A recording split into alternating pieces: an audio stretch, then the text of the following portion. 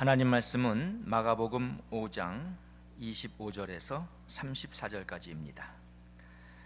12해를 혈lun증으로 알아온 한 여자가 있어 많은 의사에게 많은 괴로움을 받았고 가진 것도 다 허비하였으되 아무 효용이 없고 도리어 더 중하여졌던 차에 예수의 소문을 듣고 무리 가운데 끼어 뒤로 와서 그의 옷에 손을 대니 이는 내가 그의 옷에만 손을 대어도 구원을 받으리라 생각함일러라. 이에 그의 혈루 근원이 곧 마름에 병이 나은 줄을 몸에 깨달으니라. 예수께서 그 능력이 자기에게서 나간 줄을 곧 스스로 아시고 무리 가운데서 돌이켜 말씀하시되 누가 내 옷에 손을 대었느냐 하시니 제자들이 여짜오되 무리가 에워싸미는 것을 보시며 누가 내게 손을 대었느냐 물으시나이까 하되 예수께서 이 일 행한 여자를 보려고 둘러보시니 여자가 자기에게 이루어진 일을 알고 두려워하여 떨며 와서 그 앞에 엎드려 모든 사실을 여쭈니 예수께서 이르시되 딸아 내 믿음이 너를 구원하였으니 평안히 가라 내 병에서 놓여 건강할지어다. 사랑의 아버지 하나님, 주님의 은혜를 감사합니다. 이 시간도 우리 샤론 성가대의 찬양을 통해서 영광을 받으시옵소서. 하나님 말씀을 받는 사랑하는 성도들의 마음속에 주의 성령으로 역사해 주시고 오늘 이 말씀을 또 깊이 깨닫게 하시며 말씀대로 살 수 있는 은혜를 주시옵소서. 부족한 종이 하나님 말씀을 들고 섰습니다. 강하신 주의 성령께서 이 시간도 종을 온전히 붙잡아 주시옵소서. 예수님의 이름으로 기도하옵나이다. 아멘. 오늘 본문은 우리 귀에 많이 익은 말씀입니다. 어느 여인이 12해를 혈루증으로 앓았습니다. 이 혈루증은 이 몸 밖으로 피가 계속 흘러나오는 병인데 상당히 심각한 병이죠. 사람이 피가 모자라면은 몸에 여러 가지 증상이 옵니다. 예를 든다면은 잦은 두통, 피로감, 손발 저림, 숨참, 어지러움, 불면증 이런 증상들이 오는데 이게 결코 좋은 증상들이 아니죠. 참 이 여인은 이 건강의 문제 때문에도 많은 어려움을 그동안 겪었을 것입니다. 그러나 이 여인의 문제는 결코 이 건강 차원에서 끝나는 것이 아니었어요. 그 당시 율법은 몸에서 피가 나오는 여자들에 대해서 경고를 주는 말씀이 있었는데 레위기 15장 25절 말씀 보시면은 만일 여인의 피의 유출이 그 불혈기가 아닌데도 여러 날이 간다든지 그 유출이 그의 불혈기를 지나도 계속되면 그 부정을 유출하는 모든 날 동안은 그 불결한 때와 같이 부정한즉. 무슨 말인고 하니 계속 이렇게 몸에서 피가 나오는 여자는 부정하다는 거예요. 그래서 레위기 15장 20절을 보시면은 그것들을 만지는 자는 다 부정한즉 그의 옷을 빨고 물로 몸을 씻을 것이며 저녁까지 부정할 것이요. 여자가 입은 옷이니 이런 여자가 앉은 의자니 누운 침상이니 이것들을 만지기만 해도 부정케 된다는 거예요. 그러니 여러분, 이 여자가 함부로 외출을 할 수가 있었겠습니까? 사람들은 분명 주위 사람들을 통해서도 분명 저 여자가 지금 오랫동안 이 혈루증을 앓고 있는 여자다 이 소문이 다 퍼졌겠고 사람들은 그 여자에게 가기를 꺼려했을 거라고요. 아니 그 여자를 만지기만 해도 부정을 타게 되는데 평소에 사람들이 이 여자를 어떻게 대했겠습니까? 아무도 이 여자를 가까이 하지도 않았고 그러니 완전히 소외당한 그런 불행한 여인이었죠. 그런데 오늘 본문은 이 여인의 혈루증이 다 낫게 된 것을 말씀합니다. 그러니까 여인의 심각한 문제가 해결이 된 거예요. 그런데 이 문제 해결이 우연이었을까요? 그럼 당시의 의학이 이걸 고쳤습니까? 아니죠. 어떻게 그럼 이 여인은 이 혈루증에서 해방을 받게 되었나요? 오늘 저는 문제 해결을 받게 된 비결이라는 제목으로 여러분들께 말씀을 드리고자 하는데 제가 이 시간에 3가지로 정리해 보겠습니다. 문제 해결을 받으려면 첫째, 내게 간절한 소원이 있어야 합니다. 이 간절한 소원이 있어야 해요. 뭐 날라면 낫고 말라면 말라지, 이런 식의 사고방식으로는 안 됩니다.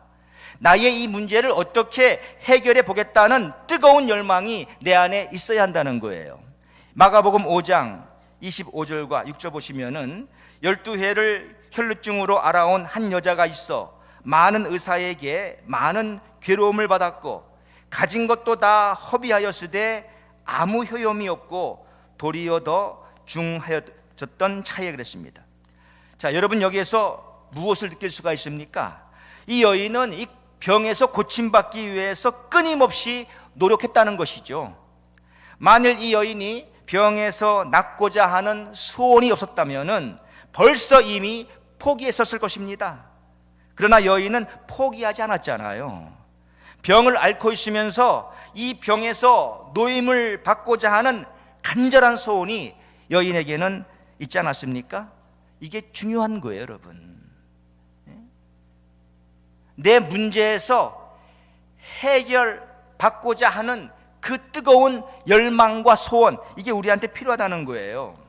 이 베데스다 연못가에 38년 된 병자가 있었습니다. 여러분, 말이 38년인지 이게 얼마나 긴 세월입니까? 이 병이 정확하게 어떤 병인지는 성경이 말씀하지 않기 때문에 우리가 알 수가 없지만 분명히 병자는 걸을 수가 없는 병자였어요. 누워 있었다 그랬습니다.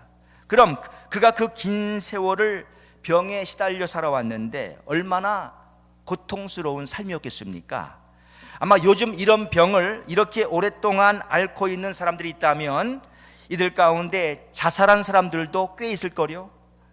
자기 인생을 그냥 포기하는 것이죠. 자, 그런데 예수님이 이 사람을 베데스다 연못가에서 이날 만났습니다.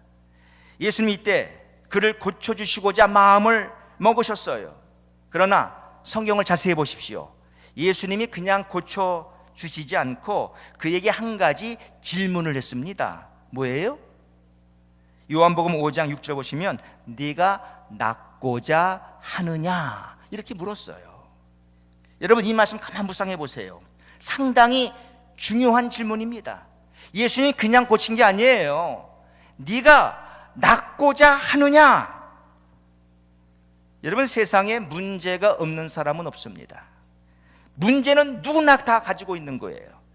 이게 전혀 이상한 게 아닙니다. 크리스찬은 문제가 없나요? 저도 여러분도 다 문제가 있습니다. 이런 우리들에게 우리 예수님이 질문을 하십니다.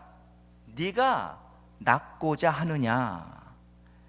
자, 지금 부부간에 심각한 문제가 있습니다. 이러다간 곧 이혼도 하겠어요. 주님이 묻습니다. 네 가정이 행복하기를 원하느냐? 여러분, 소원이 있어야 돼요. 소원. 문제 해결을 받기 위한 첫 번째 관문이 뭐냐? 네가 낫고자 하느냐?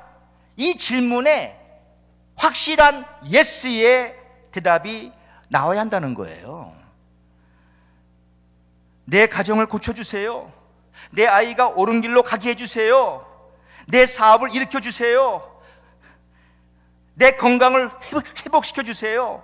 내 교회를 부흥시켜주세요. 간절한 소원이 있어야 한다는 거예요. 가정은 지금 엉망진창인데 에라 모르겠다, 다 귀찮아, 까짓 거 이혼하라면 이혼하지 뭐, 아니란 말입니다. 이게 문제 해결을 받으려면 내게 문제 해결을 받으려는 열망이 있어야 하는 거예요. 마태복음 9장 27절 말씀 보시면은 예수께서 거기서 떠나 가실새 두 소경이 따라오며 소리질러 가로되 다윗의 자손이요 우리를 불쌍히 여기셔서 하더니, 자, 이 두 소경이요 왜 예수님을 계속 따라오면서 소리를 질렀겠습니까? 눈을 뜨고 싶은 그 간절한 소원이 있었으니까 그랬겠죠. 네가 낫고자 하느냐? 자, 여러분들은 이 질문에 뭐라고 대답하시겠습니까? 물론 소원이 있다고 해서 그 문제가 다 해결된다는 말은 아닙니다. 그러나 문제 해결은 여기서부터 시작된다는 거예요. 하나님은 마음의 소원을 가진 사람들을 쓰십니다. 또 악한 마귀도 마음의 소원을 가진 사람들을 씁니다. 그런데 다른 게 뭐냐? 하나님은 좋은 소원을 가진 사람들을 쓰시고, 이 악한 마귀는 나쁜 소원을 가진 사람들을 쓰는 거예요. 소원이 없는 사람은요, 하나님도 마귀도 쓰지 않습니다.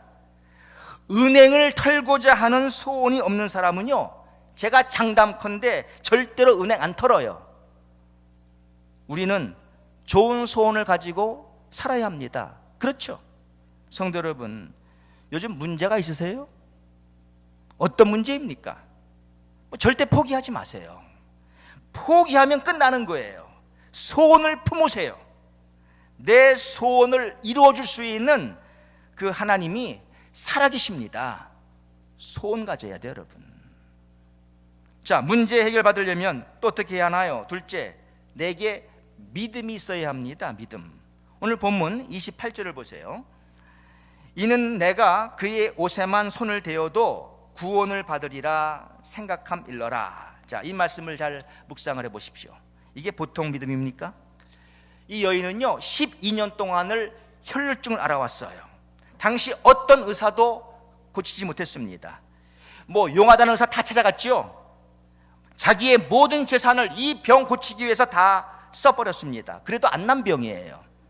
그런데 예수님의 옷가에만 내가 손을 대어도 내 병이 나을 것이다. 이게 보통 믿음이냐고요, 여러분. 성도 여러분, 문제 해결을 받으려면요, 반드시 믿음이 있어야 합니다. 믿음. 왠지 아세요? 모든 일은 다 믿음대로 되기 때문에 그래요. 믿음대로 되는 거예요. 믿음대로. 예수님께서 어느 마을에 들어가실 때 두 소경이 예수님의 뒤를 따라왔습니다. 이유는 자기들의 눈을 뜨게 해달라는 것이었죠. 이때 예수님 그들에게 물었어요. 내가 능히 이 일을 할 줄을 믿느냐? 그들이 뭐라고 대답했습니까? 주여, 그러하오이다. 이때 주님이 뭐라고 하셨는지 아세요? 마태복음 9장 29절 이하 말씀 보시면은, 이에 예수께서 저희 눈을 만지시며 가라사대 너희 믿음대로 되라 하신대 그 눈들이 밝아진지라 그랬어요. 너희 믿음대로 되라. 네, 저들이 믿음대로 된 거예요. 또 가버나움에 어떤 백부장이 있었는데 그의 종이 중풍병을 앓고 있었습니다. 백부장이 예수께 나와가지고 부탁을 드렸어요. 내 하인의 병을 고쳐주옵소서. 주님 뭐라고 합니까? 야, 내가 너희 집에 가서 고쳐주리라. 백부장 말하기를, 아니 저는 주님이 저희 집에 들어오심을 감당하지 못하겠사오니 그냥 이 자리에서 말씀만 하옵소서. 그리하면 내 하인이 낫겠삼나이다 그랬어요. 이때 예수님 뭐라고 말씀했습니까? 마태복음 8장 13절 말씀 보니까 예수께서 백부장에게 이르시되 내 믿은 가라 내 믿은 대로 될지어다 하시니 그 시로 하인이 나으니라. 백부장이 믿은 그대로 된 겁니다, 여러분. 네, 믿음으로 문제는 해결되는 거예요. 믿음으로. 성도 여러분, 문제 없는 사람이 어디에 있습니까?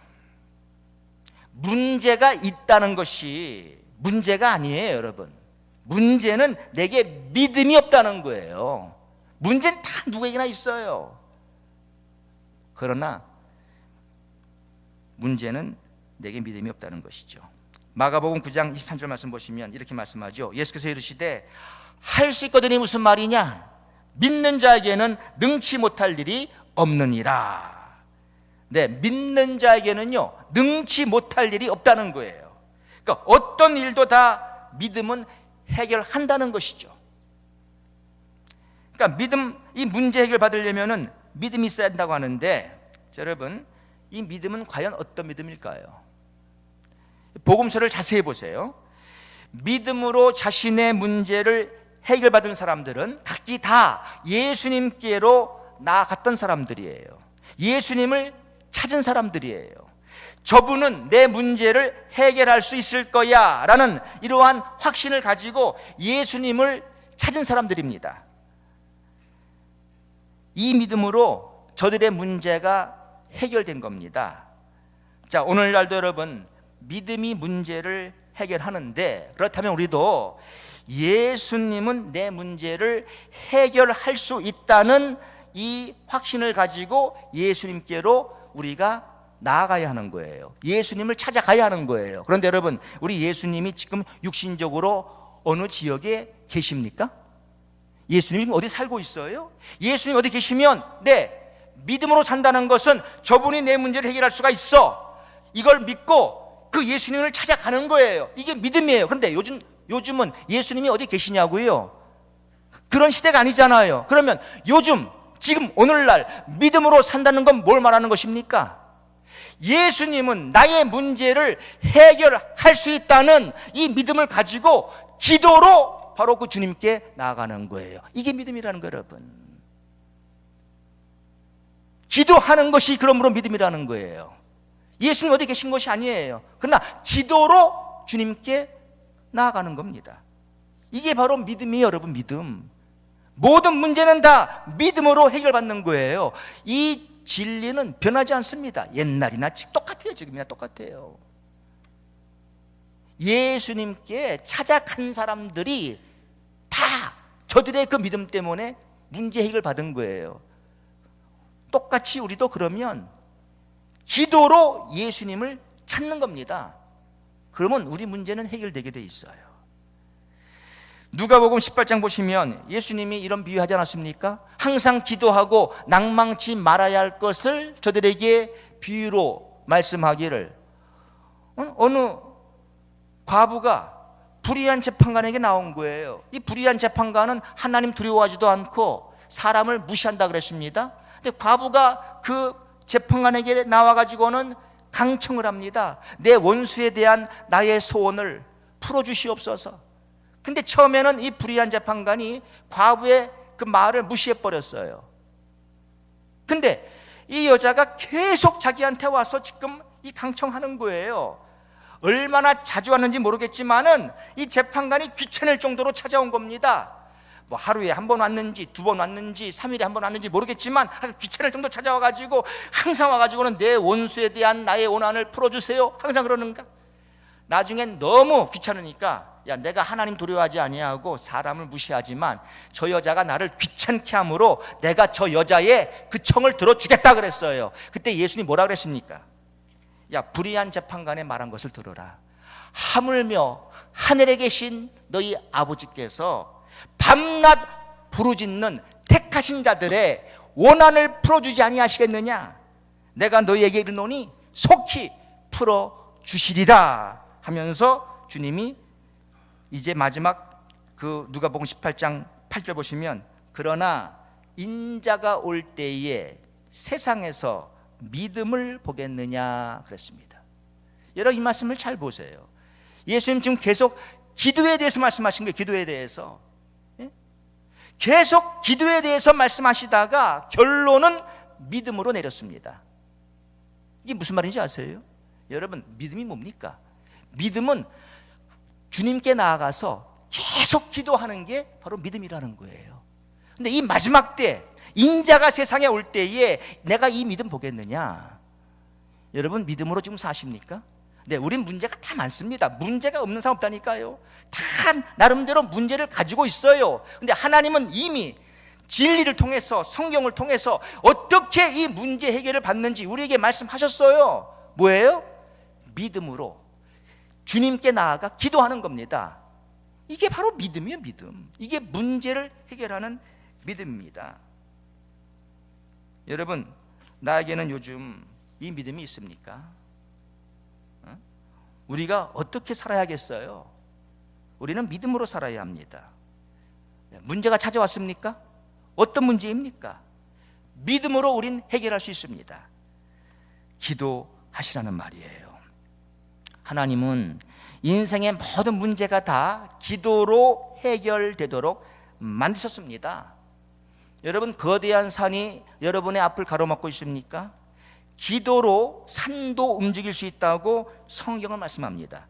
마가복음 11장 20절 말씀 보니까, 내가 진실로 너희에게 이르노니 누구든지 이 산더러 들리어 바다에 던지우라 하며 그 말하는 것이 이룰 줄 믿고 마음에 의심치 아니하면 그대로 되리라. 그러므로 내가 너희에게 말하노니 무엇이든지 기도하고 구하는 것은 받은 줄로 믿으라. 그리하면 너희에게 그대로 되리라. 자, 보세요. 기도로 해결 안 될 일이 없다는 것이죠. 어떤 산이 나를 가로막아도 기도로 이 산도 움직일 수가 있다는 거예요. 네, 사람의 모든 일은 다 기도로 해결하도록 우리 하나님은 그렇게 섭리하셨습니다. 계획하셨습니다. 그게 바로 믿음으로 사는 거예요. 근데 여러분, 여기서 기도하라고 하면서 의심하지 말고 기도해야 한다고 말씀했습니다. 야, 이거 뭐 기도한다고 될까? 아이, 소용없을 텐데. 이게 아니고요, 의심하지 말고 믿고 기도하라는 거예요. 그래서 야고보서 1장 6절에 뭐라 그래요? 오직 믿음으로 구하고 조금도 의심하지 말라. 의심하는 자는 마치 바람에 밀려 요동하는 바다 물결 같으니 이런 사람은 무엇이든지 주께 얻기를 생각하지 말라. 두 마음을 품어 모든 일에 정함이 없는 자로다. 이렇게 말씀하고 있는 것입니다. 그러니까 어떤 문제가 닥쳐와도요, 여러분들 믿음으로 기도하세요. 그러면 문제 해결되게 돼 있어요. 자, 문제 해결 받으려면은 어떻게 해야죠? 세 번째, 내게 결단이 있어야 합니다. 결단. 이 본문 27절을 보세요. 예수의 소문을 듣고 무리 가운데 끼어 뒤로 와서 그의 옷에 손을 대니 그랬습니다. 여러분, 이 여인을 보십시오.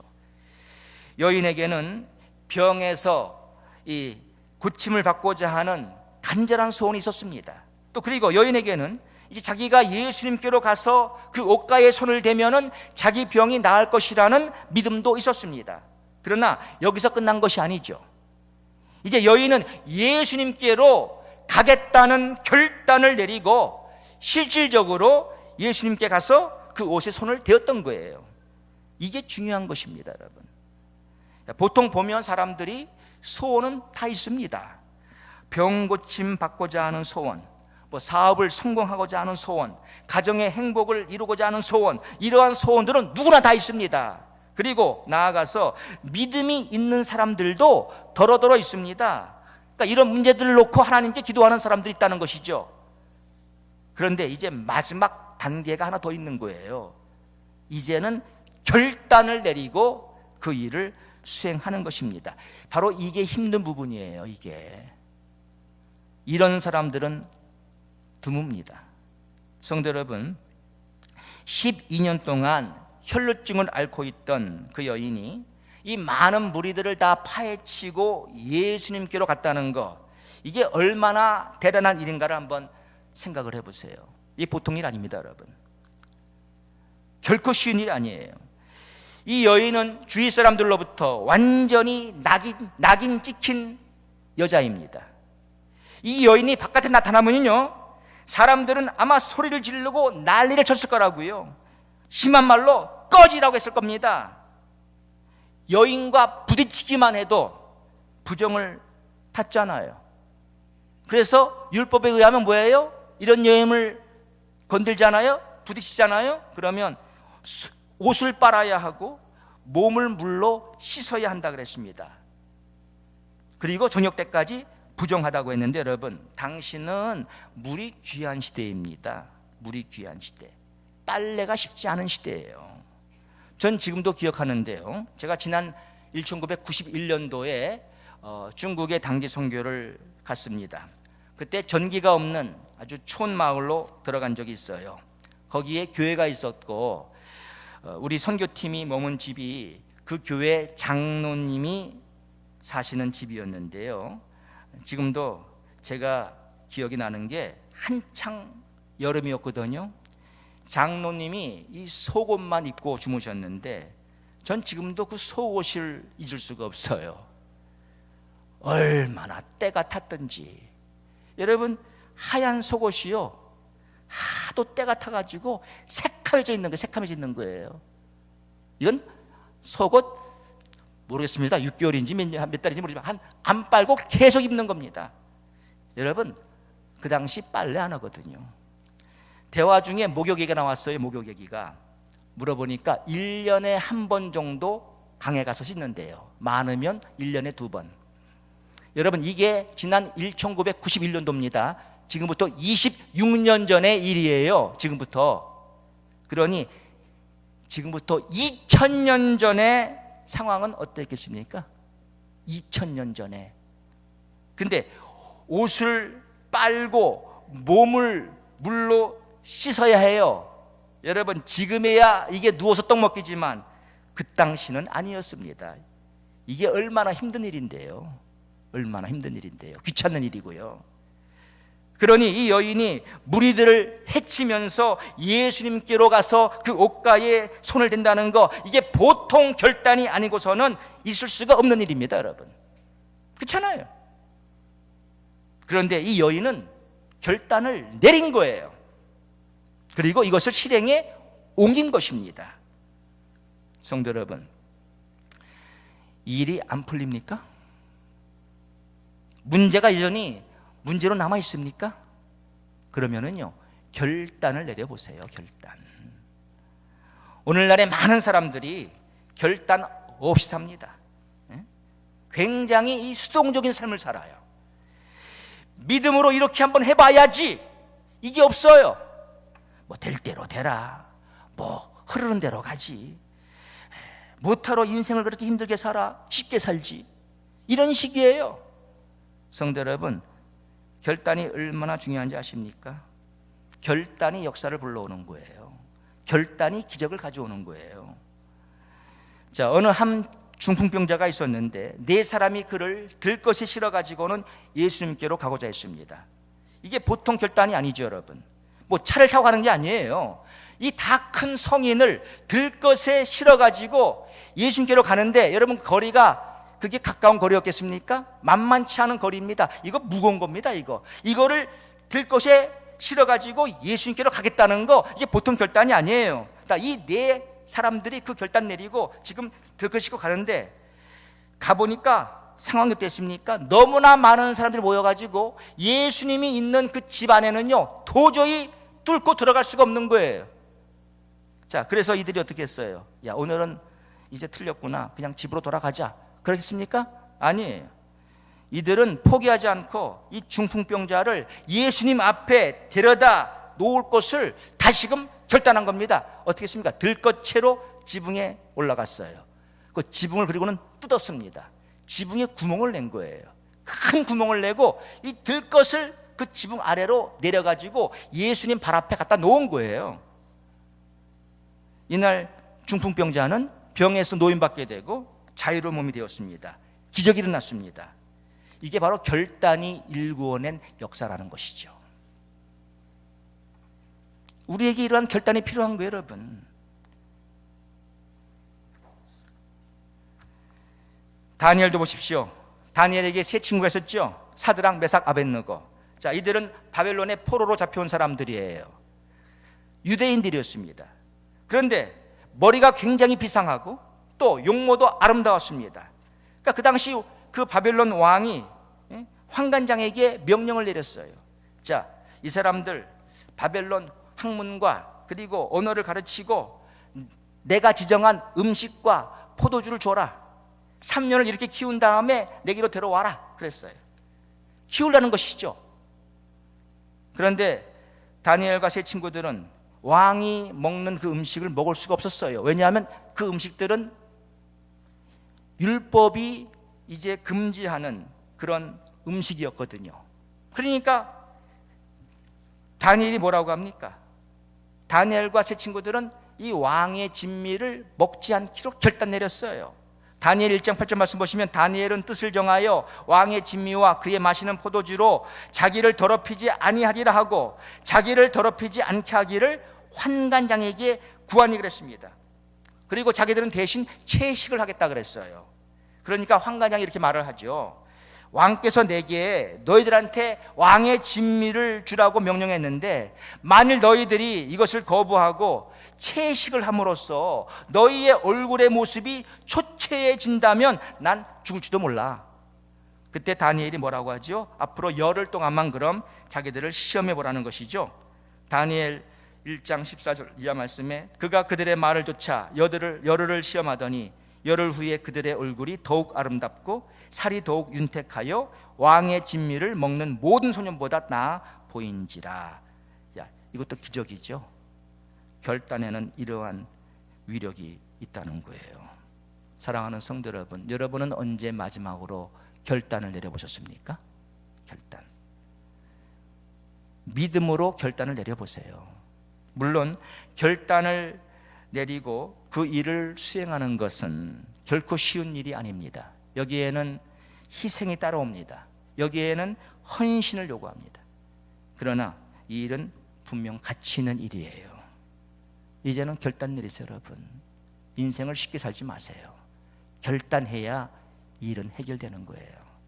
자, 오늘 우리는 문제의 해결을 받을 수 있는 이 세 가지 비결을 대해서 말씀 봤는데, 첫째, 내게 간절한 소원이 있어야 합니다. 간절한 소원. 둘째로, 내게 믿음이 있어야 합니다.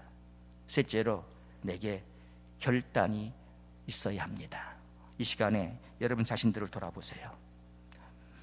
가지고 있는 믿음 때문에만, 가지고 있는 그 문제, 그것만 가지고 불평하고 좌절 낙심하지 마시고 오늘 이 말씀을 한번 여러분 돌아보세요.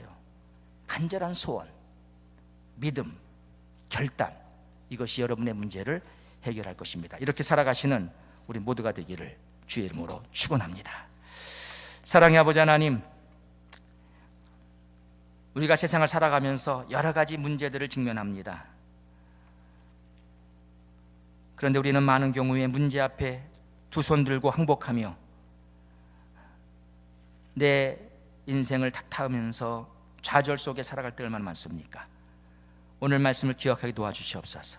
우리에게도 간절한 소원이 있게 하여 주옵소서.